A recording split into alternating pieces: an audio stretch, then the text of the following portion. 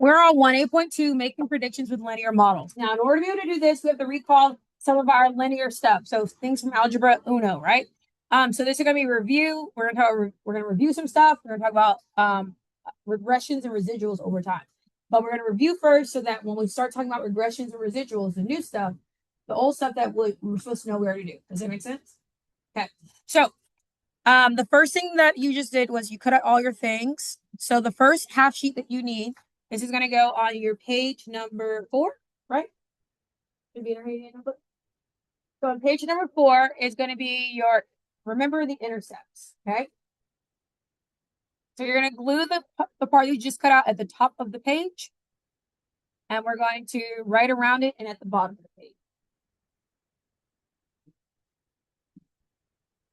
You're gluing it to the top so you can be able to write it on the bottom.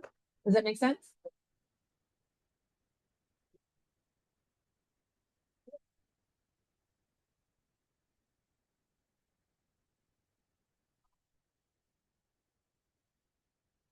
Okay.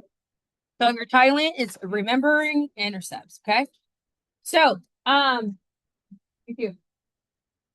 All right. So, do we remember intercepts? Yes? No? Robert, you remember intercepts? Okay. So when we're talking about X and Y intercepts, we're talking about back in Algebra 1, you only talked about it when a straight line crosses the X and Y axis. Does that ring a bell? Yes. And you should have left with the understanding that your X and Y intercept, your Y intercept is when you cross the Y axis and your X value is 0. Okay? Your x-intercept is when it crosses the x-axis and your y equals 0. That's where we're at, okay? So with those things in mind, we're now going to go into a little deeper. Hopefully you guys also talked about it algebraically. You guys remember how to find it algebraically? Yay, nay, maybe so? Maybe so. Maybe you just need the refresher. All right, so do you see how on mine it has the equation of the line? So this equation of the line here is y equals 2x plus 2. How do I know that's the equation of this line? Well, for this specific line, how do I know it's the equation? What intercepts at the 2?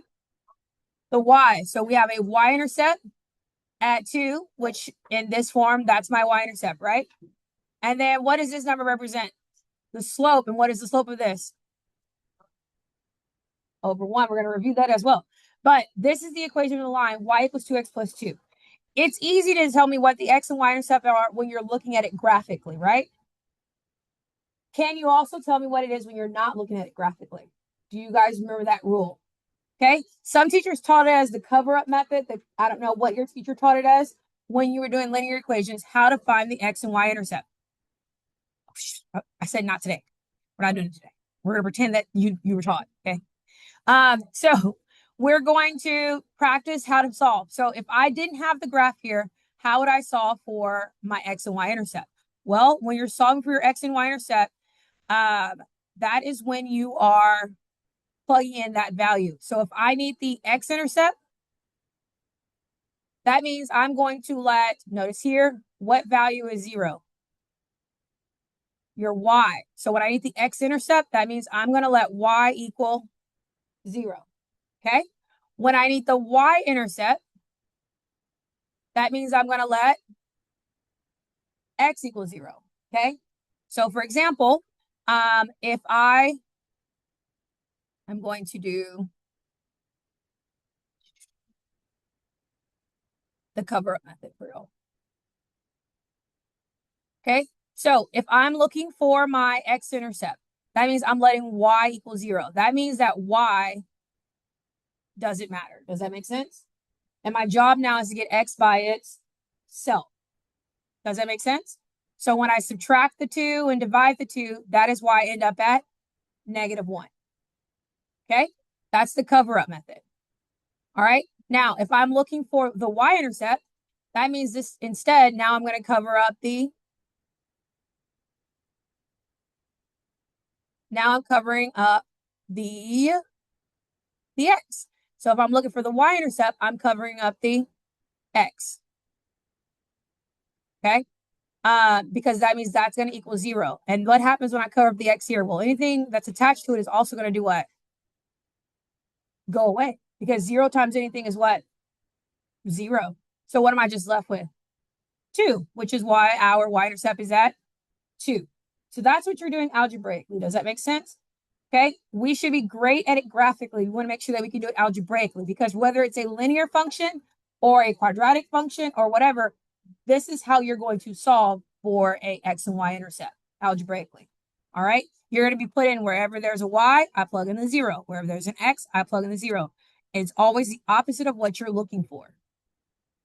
Okay, so let me clear these boxes away and close this guy out. All right, so are we ready to practice? At the bottom of your page, remember I told you you're going to leave some space? Why are we leaving the space? Because we're going to practice. All right. We have 3 practice problems. So you're going to do 2 of them by yourself. I'm going to do the first one with you. So we're going to do number 1 together. Then you're going to do number 2 and 3 on your own. Got it? So you should have the room at the bottom of your page, correct? Okay. Or around your page. So here we have y equals 2x minus 8. I'm going to find the x-intercept first. When I'm finding the x-intercept first, again, that means I'm letting y equal 0. So when I plug in, wherever y is now going to become a 0. So we have 0 equals 2x minus 8.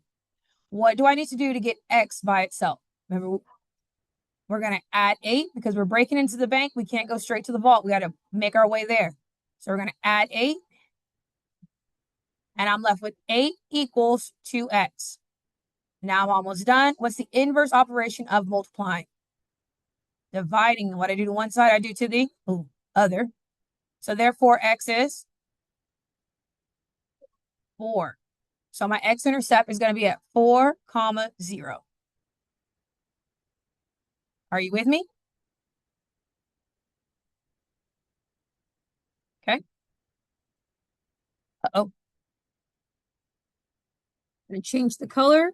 And now we're going to do the y-intercept. So we're doing y-intercept. We're letting what now? We're going to let the x equal 0. So where the x is, that's where it's going to become 0. If anything's attached to it, what happens to what's attached to it? It goes away. So that's why. So we have y equals 2 times 0 minus 8. These are attached. They go away. So y is simply -8, which is why this is called our y-intercept form, because it automatically is going to be by itself. So our y-intercept is at 0, -8. And those are our intercepts. Yay?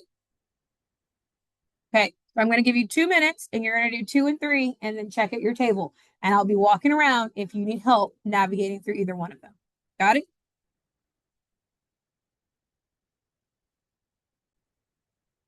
All right, I appreciate you guys putting in the effort. Okay, so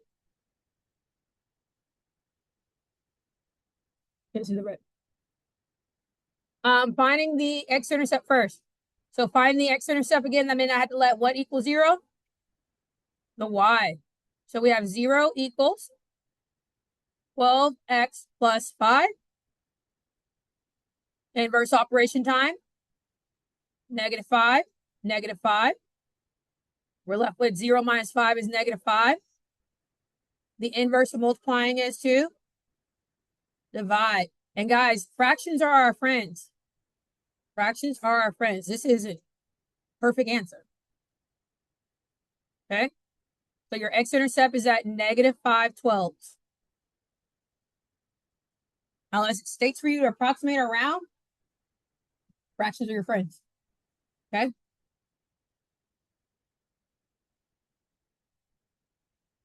All right. On to our y-intercept. I'm not even going to do the y-intercept part because we know that what happens? It becomes 5. I wrote it in the wrong spot, though. You see nothing. You shouldn't even be looking at me because you already wrote it down.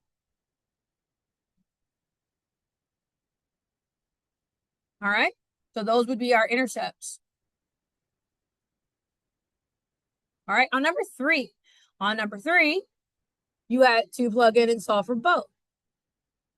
So when you plugged in for your x-intercept, you plugged in 0 for y. So we have 3x plus 4 times 0 equals 24. What happens to anything attached to 0? Goes away.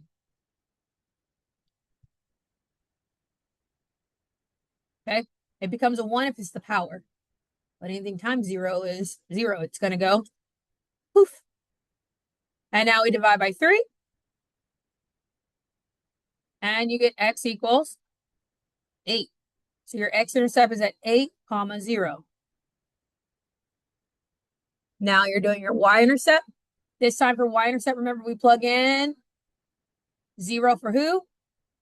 For the x. So we have 3 times 0 plus 4y equals 24.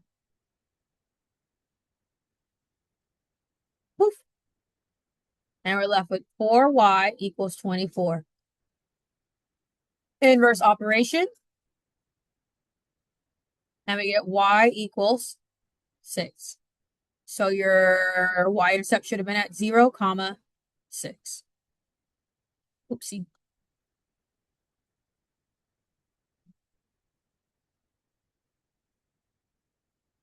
Okay, this is me pleading with you to try. These are notes. It is a safe space. If you get it wrong, no one knows. If you need to erase, scratch out, redo, no one knows. But if you don't try when it's your independent practice, you're not going to learn the skill, okay? Part of learning is failing and then correcting it, okay? So even if you are like, I'm unsure, then ask me to help you get started, but you have to try. Do not wait until you see me do the practice, all right? That is going to be the key to success. All right, but that's our intercepts. Questions about intercepts? All right, this concept applies all year long. If we're looking for the x and y intercept, we're going to be plugging in what to find the x-intercept? What am I plugging in? 0 for what? To my y. If I'm looking for my y-intercept to find, I'm going to do what? 0 to the x. That applies all year long.